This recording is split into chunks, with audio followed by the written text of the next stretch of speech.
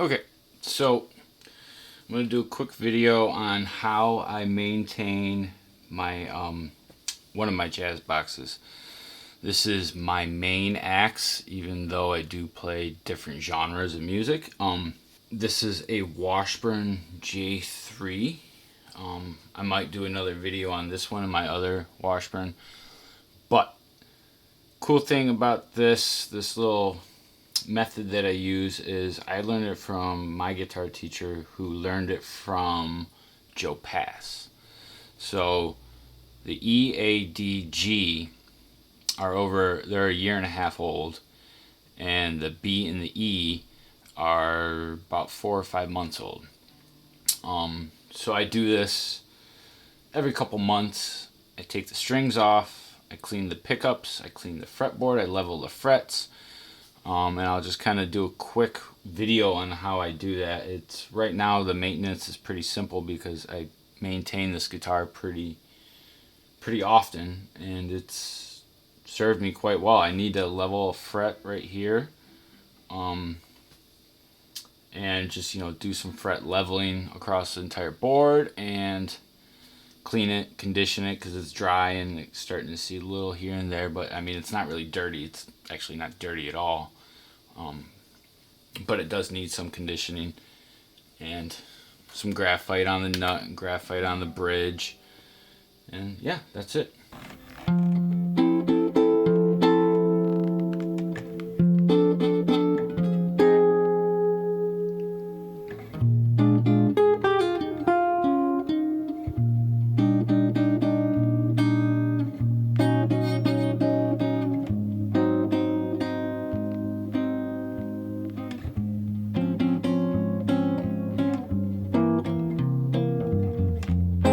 So what I did here is I loosened the strings, and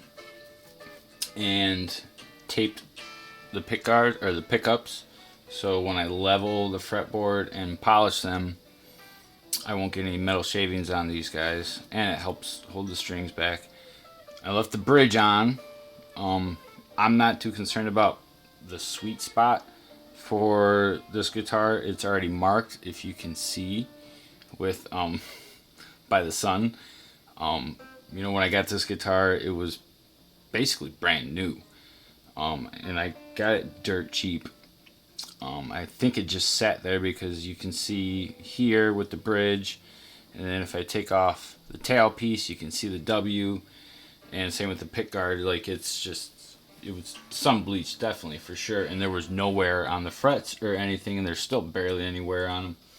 So what I'm going to do is, I find this works for me. I have a drywall block.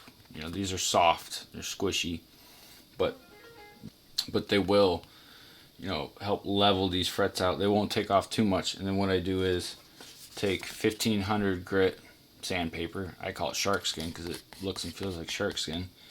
And then kind of polish the frets with those. And then I'll go through and clean the fretboard.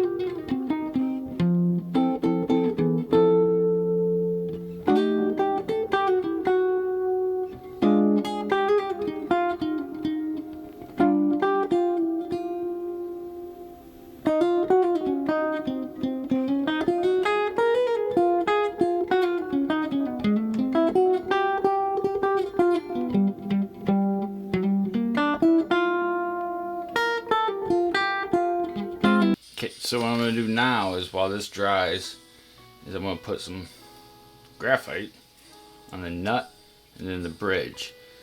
Some say it works, some say it doesn't. I feel like it does. Big fan of it, and it seems to work for me.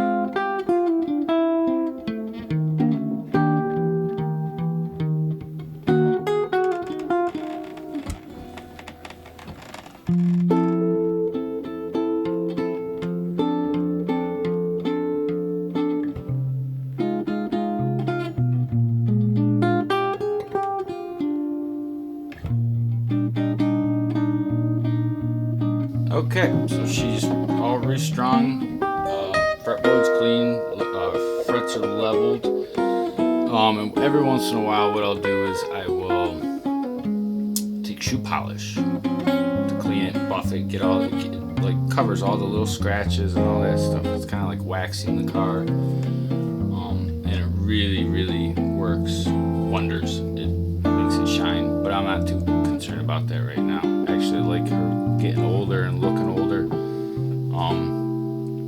But as for strings, I use the I forgot how to pronounce it. It's Thomastic bebops. So it's they're 13 to 56, I think it is. 13 to 54. And I replace these, just these, whenever they start to get too gross and dirty and nasty. Other than that, she's ready to swing. Now, as for cleaning the strings, I use this stuff. I barely use it because for some strange reason, flat wounds, these are flat wounds if you can't tell, they don't get that dirty. And when they do,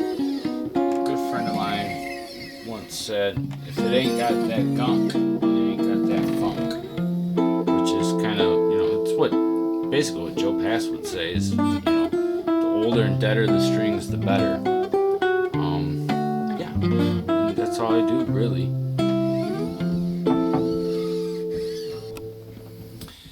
Now, this thing doesn't need any adjustment on the neck. I can't say enough about this guitar and the other one that I have. They just play great, they hold up well. I have had no issues, and I play this thing 4 hours a day, every day, and it has not failed me once so far, knock on wood. Even when I first got it, I had my teacher play, and he's a Sadowski endorsee. He's got 5 or 6 of them, and he couldn't put this guitar down. It's that nice of a guitar, and I paid under $500 for it, and I have